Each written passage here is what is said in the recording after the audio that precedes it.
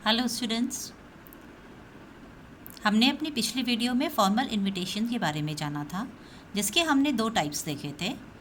First type था जिसमें हमें बहुत सारे अटेंडेंस को बुलाना होता है, इनवाइट करना होता है, जिसमें हम कार्ड फॉर्मेट बनाते हैं।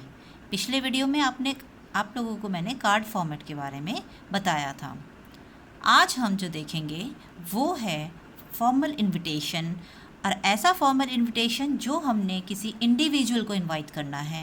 जैसे मान लीजिए अगर हमें कि अपने स्कूल में हो रहे किसी फंक्शन के लिए किसी चीफ गेस्ट को इनवाइट करना है, तो वो हम एक किसी इंडिविजुअल को सेंड करेंगे।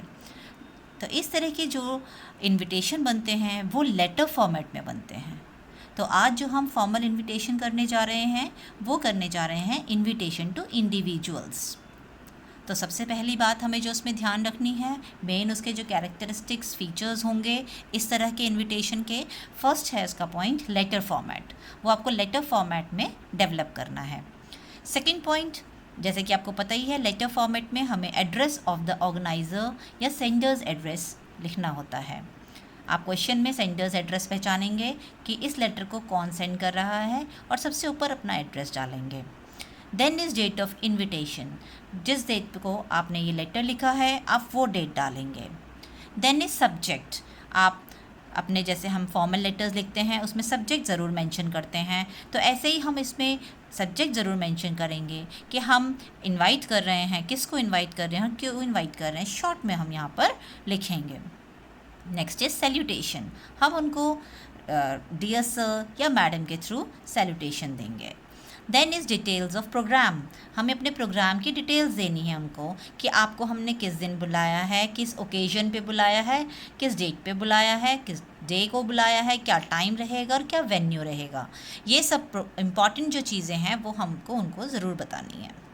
Next is use of third person, हमें थर्ड पर्सन का इस्तेमाल करना है। क्यों करना है? Because this is a formal invitation. Always ask for consent, आपको हमेशा उनसे कंसेंट के लिए ज़रूर पूछना है, यानी आपको उनसे ज़रूर पूछना है कि आप हमारे इस फंक्शन में आने के लिए तैयार हैं या नहीं हैं, क्योंकि अगर अवेलेबल नहीं हैं तो वो अपना रिप्लाई भेजेंगे एक्सेप्टेंस का या फिर रिफ्यूज़ल का, कि हम आ सकते हैं तो एक्सेप्टेंस का भेजेंगे, नहीं आ सकते हैं तो रिफ्यूज़ल का भेजेंगे, ताकि आप उसी हिसाब से अपने प्रोग्राम को प्लान कर सकें। इसलिए हमेशा आप लेटर में ज़रूर ये लाइन लिखेंगे, आस्क फॉर कंसेंट उनकी ज़रूर लेंगे। Next is complimentary close, last में जब हम लेटर क्लोज करते हैं तो योर सिंसियरली करके लिखते हैं। देन नेम विद डेजिग्नेशन, और लास्ट में आपका नाम आ जाएगा, जो भी आप उस लेटर में बने होंगे वो नाम और वो डेजिग्नेशन जो है, यानी वो पद जिस पर आप ये लेटर लिख रहे हैं वो ज़रूर आप देंगे। And at last close it in a box, जैसे कि हम सभी तरह के नोटिस, पोस्टर, इन सब में बॉक्स के अंदर क्लोज करते हैं, ऐसे ही हम इसको भी ज़रूर क्लोज करेंगे। तो आइए अब आगे एक एग्जाम्पल देख लेते हैं, उससे हमें और भी अच्छे से क्लियर हो जाएगा। For example, this is your question, you are S K Sharma, principal of KP public school Rohini Delhi. आप एस के शर्मा हैं इस टाइम पे, जो कि प्रिंसिपल हैं KP public school Rohini Delhi के, और आपका school, your school is going to organise, आपका स्कूल क्या ऑर्गेनाइज कर रहा है? An inter zonal declamation competition on the topic save tigers save nature. इस टॉपिक के ऊपर आपका स्कूल एक inter zonal declamation means speech, उसका कंपटीशन ऑर्गेनाइज कर रहा है, और यू विश टू इनवाइट, और आप किसको इनवाइट करना चाहते हैं? डॉक्टर मोना गुप्ता को, एन एमिनेंट एनवायरमेंटलिस्ट, जो कि एक बहुत जानी मानी एनवायरमेंटलिस्ट हैं, एनवायरनमेंट के बारे में जानकारी रखती हैं। To preside over the function, to preside करना, फंक्शन को प्रिजाइड करना मीन्स वहाँ पर एज अ चीफ गेस्ट आप उनको इनवाइट कर रहे हैं। To be held on 10 October 2020 at 10:30 AM।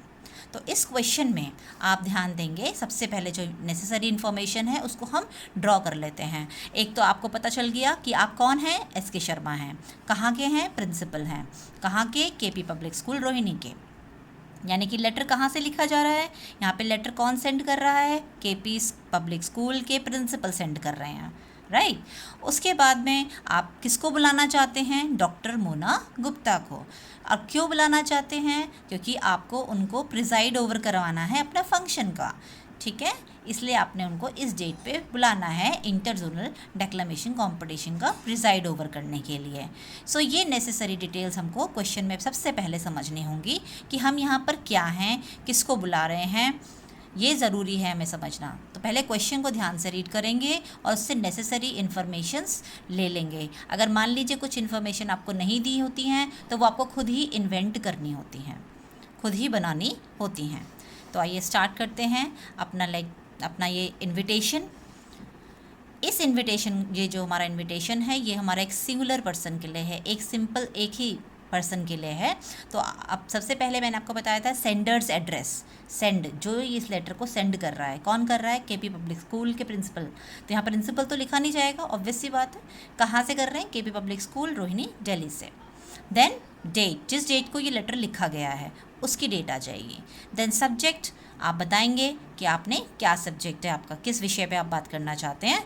Invitation to preside over inter zonal declamation competition, तो आप इनवाइट कर रहे हैं, राइट। देन आप सैल्यूटेशन देंगे, रिस्पेक्टेड मैडम, आपको पता है डॉक्टर मोना गुप्ता है, so she is a madam, तो आपने रिस्पेक्टेड मैडम करके लिखेंगे।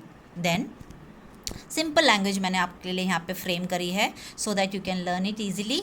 Our school K P public school Rohini is going to organise an inter zonal competition on the topic Save Tigers, Save Nature on 10th October 2020 at 10:30 AM in the school auditorium। आप देखेंगे पूरा एक sentence चला है, हमने कहीं सेंटेंस को break नहीं करा है, एक स्टार्टिंग करी है, यहीं आके सीधे हमने ख़त्म करा है। ओके, एक ही हमारा पूरा सेंटेंस, एक बार फिर से देख लीजिए।